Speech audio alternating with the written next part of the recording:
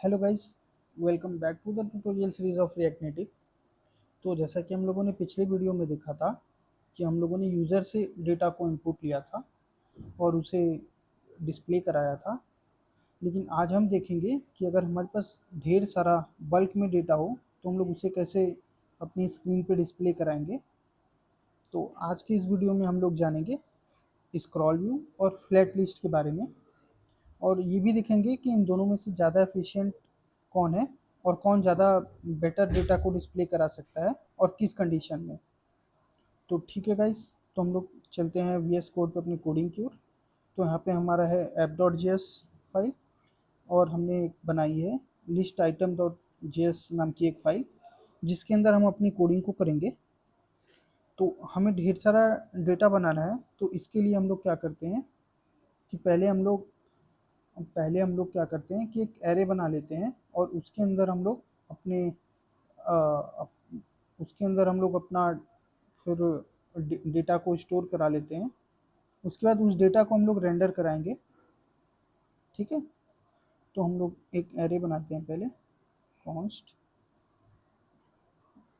Data नाम का हम लोग एक एरे बनाते हैं। ठीक है, तो हम लोग एरे डॉट फ्रॉम, ठीक है, तो हम लोग एरे डॉट फ्रॉम नाम का जो फंक्शन है हम लोग उसका यूज़ करेंगे यहाँ पे। ठीक है, तो इसका लेंथ हम लोग रख लेते हैं, हम लोग 500 यूजर्स या 500 का डेटा बनाएंगे। ठीक है, और इंडेक्स जो इसका होगा हम लोग इसे 1 से शुरू करेंगे। ठीक है, ओके। तो अभी हम लोग क्या करेंगे, ठीक है, आर डी स्ट्रिंग, अभी हम लोग इंडेक्स प्लस 1 करेंगे क्योंकि हमें बाय डिफ़ॉल्ट 0 से मिलता है, तो हम लोग उसे एक बढ़ा रहे हैं यहाँ पे। और हम लोग इसका नाम रखेंगे डेटा आइटम्स। ठीक है, डेटा आइटम नंबर। ठीक है, तो यहाँ पे हम लोग इसको देंगे, यहाँ पे चलिए हम लोग इंडेक्स को भी प्रिंट करा लेते हैं कि हमारे पास। ठीक है,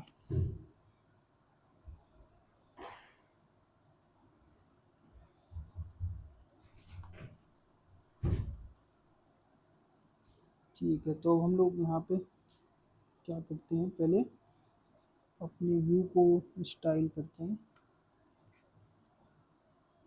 स्टाइल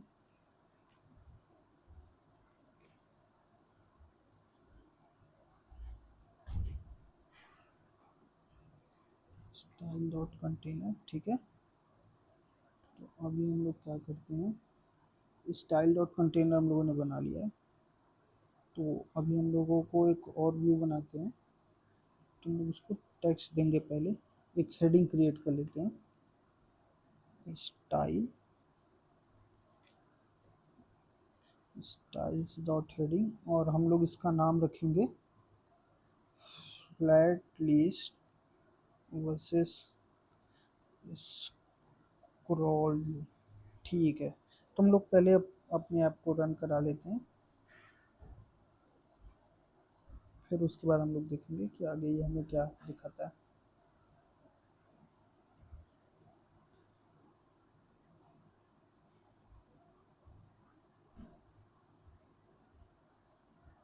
ओके, तो हमारी हेडिंग आ चुकी है।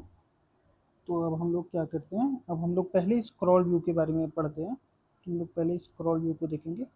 और हम लोग ये 500 जो डेटा हम लोगों ने असाइन किया हुआ है डेटा एरे के अंदर, हम लोग इसे ही रेंडर कराएंगे। ठीक, तो हम लोग पहले स्टाइल दे देते हैं अपने टेक्स्ट को, स्टाइल्स डॉट सब हेडिंग, चलो सब हेडिंग ही रख लेते हैं। और इसमें हम लोग देखेंगे पहले स्क्रॉल व्यू को। ठीक है,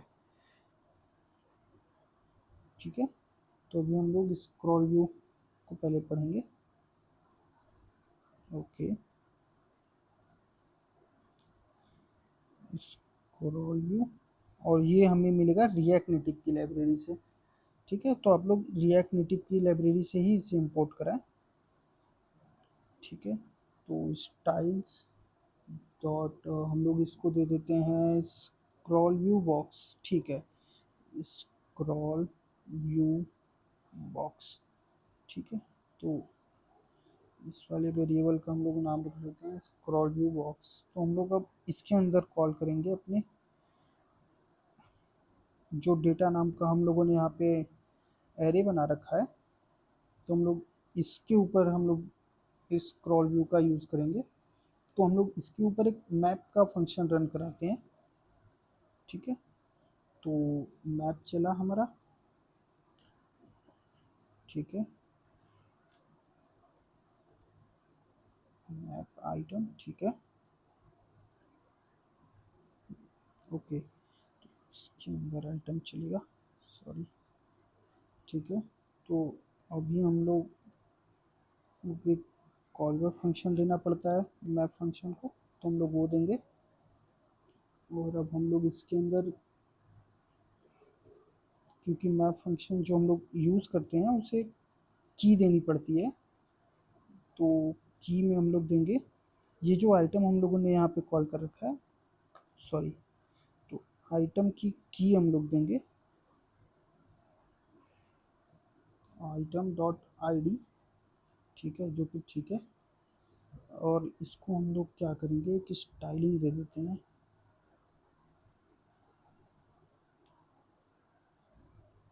styles dot scroll item wrapper.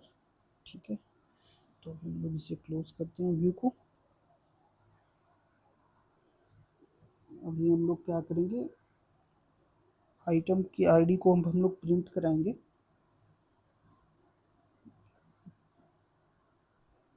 Okay, तो अभी हमें आइटम की आईडी को प्रिंट कराना है, तो हम एक यहाँ पे एक और फंक्शन बना लेते हैं जो कि हमें आइटम की आईडी को प्रिंट कराने के लिए आइटम की आईडी और जो भी उसका कंटेंट है वो प्रिंट कराएगा। तो चलिए हम लोग एक और वेरिएबल फंक्शन को बनाते हैं। चलिए इसका नाम आइटम व्यू रखते हैं। ठीक है, और इसको हम लोग पास करेंगे। ठीक है, दो वेरिएबल इसको हम लोग देंगे, और ये होगा एक एरो फंक्शन। तो ये हम लोग इस एरो फंक्शन को,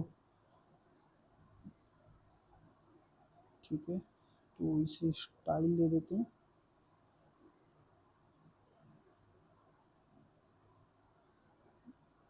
स्टाइल्स डॉट आइटम कंटेनर। ठीक है, तो अब हम लोग इसको देते हैं टेक्स्ट, और टेक्स्ट को भी स्टाइल करते हैं। Style is equal to styles dot item की आईडी, क्योंकि हमें आईडी को प्रिंट कराना है और हमें प्रिंट कराना है जो भी उसका कंटेंट है, तो आईडी को प्रिंट कराना है। ठीक है, जो कि हमें यहाँ से आ रहा है, और फिर उसका नेम, सिमिलरली हम लोग नेम को प्रिंट कराएंगे। ठीक है, तो हम लोग यहाँ पे क्या करते हैं, आइटम व्यू को कॉल करते हैं। ठीक है, नहीं, ये तरीका नहीं, आइटम आईडी को हम लोग ऐसे पास करेंगे, और नेम के अंदर हम लोग पास करेंगे आइटम नेम, और आईडी के अंदर हम लोग पास करेंगे आइटम आईडी। तो यहाँ पे क्या एरर हमें मिल रहा है, सॉरी एक मिनट, ओके ओके ओके, तो यहाँ पे एरर है। ठीक है, तो अभी आप देखो हमें सारा 500 डेटा यहाँ पे शो तो हो रहा है, लेकिन अभी आपको इसका एक ड्रॉबैक दिखेगा जब हम लोग, पहले मैं आपको इसे करके दिखा देता हूँ अच्छे से।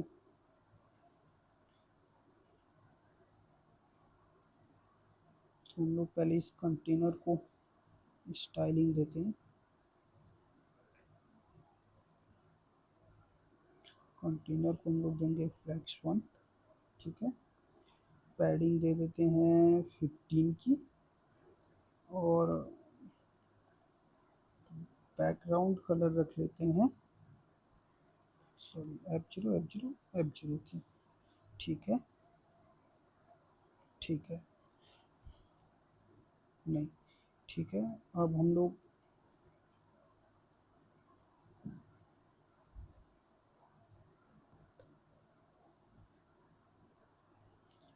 देंगे हेडिंग को, जो हमारी ये फ्लैट लिस्ट बच्चे से स्क्रॉल व्यू है, इसको हम लोग हेडिंग को अभी स्टाइलिंग देंगे।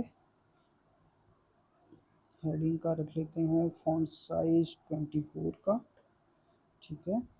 फॉन्ट विड्थ को रखते हैं बोल्ड, और मार्जिन बॉटम देते हैं, क्योंकि यहाँ पे अब मार्जिन बहुत कम लग रहा है, तो हम लोग इसको इंक्रीज करेंगे, ठीक है। मार्जिन बॉटम, और कलर को रख लेते हैं थोड़ा सा रेडिश, ठीक है। तो DC3545 ये रेडिश कलर है, ठीक है। तो अभी अब हम लोग किसको देंगे अपने, अब हमारे पास है सब हेडिंग। अब हम लोग सब हेडिंग जो यहाँ पे स्क्रॉल व्यू लिखा हुआ है, इसको हम लोग पहले करते हैं सब हेडिंग। फॉन्ट साइज इसका रख लेते हैं 16 पिक्सल, ठीक है। फॉन्ट विड्थ रखते हैं इसका भी बोल्ड, ठीक है। अब ये मार्जिन टॉप हम लोग इसको थोड़ा सा देते हैं, मार्जिन टॉप 10 का, और ये बॉटम से काफ़ी नज़दीक है, तो इसको हम लोग मार्जिन बॉटम भी 10 पिक्सल का दे देते हैं, और इसका कलर हम लोग डिफरेंट रखेंगे, 333, ठीक है। अभी देखो ये लग रहा है ठीक। अब हम लोग स्क्रॉल व्यू बॉक्स को भी स्टाइल करेंगे, ठीक है। सब हेडिंग को हम लोगों ने कर दिया, अब हमें स्क्रॉल व्यू बॉक्स को स्टाइल करना है, ओके।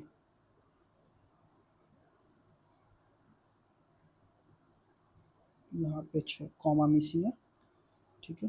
तो स्क्रॉल व्यू बॉक्स को हम लोग स्टाइल देते हैं, जो यहाँ पे हमें पूरा नीचे तक दिख रहा है, तो हम लोग इसको छोटा करेंगे, ताकि इतनी स्क्रीन में स्क्रॉल व्यू को हम लोग देख सकें, और इतने में हम लोग फ्लैट लिस्ट को देखेंगे उसके नीचे। तो हम लोग इसकी हाइट को लिमिट करेंगे, मैक्स हाइट रख लेते हैं इसका 200, ठीक है। और बॉर्डर विड्थ दे देते हैं इसको 2 की, ठीक है। बॉर्डर कलर इसका रख लेते हैं हम लोग, ठीक है, यही कलर रख लेते हैं, ठीक है।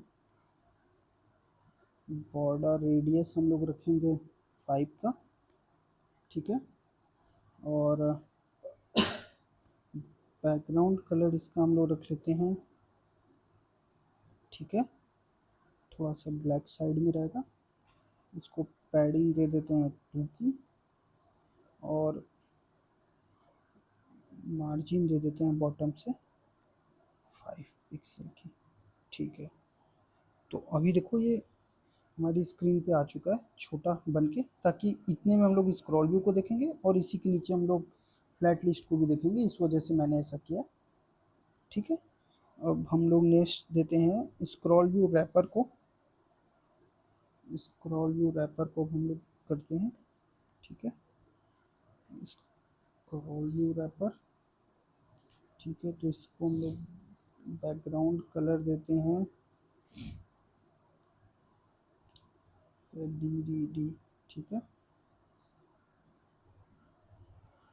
तो अब ये बेटर लग रहा है, ठीक है। तो अभी हम लोगों को आइटम कंटेनर कोड देना है, तो हम लोग इसको भी देते हैं,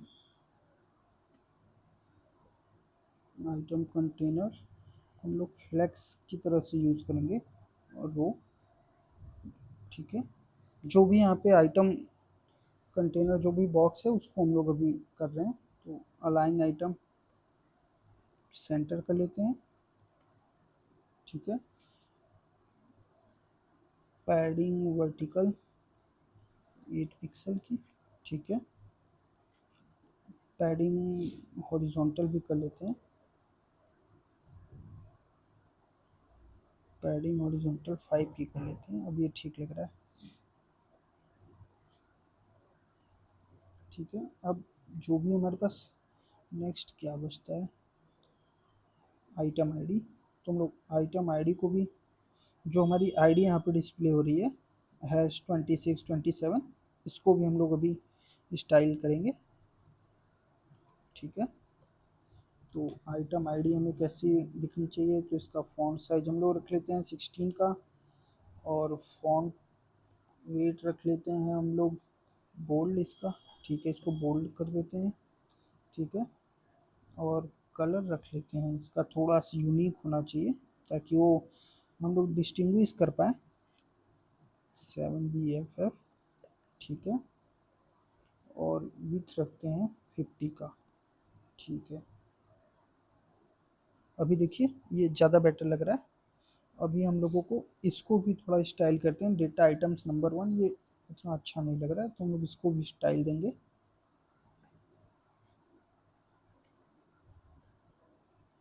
आइटम नेम में कर लेते हैं फॉन्ट साइज 16। ठीक है, कलर ठीक है, ये ठीक है, फॉन्ट वेट ठीक है, कोई दिक्कत नहीं।